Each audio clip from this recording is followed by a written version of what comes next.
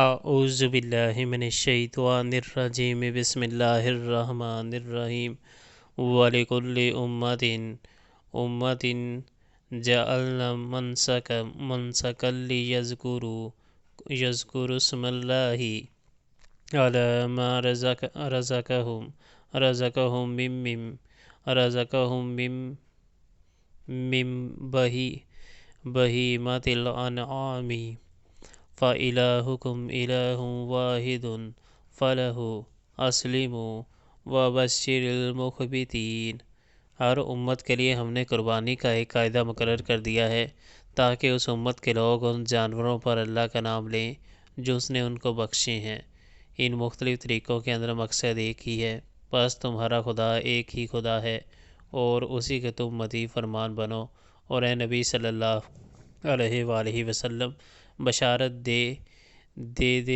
عاجزانہ روش اختیار کرنے والوں کو۔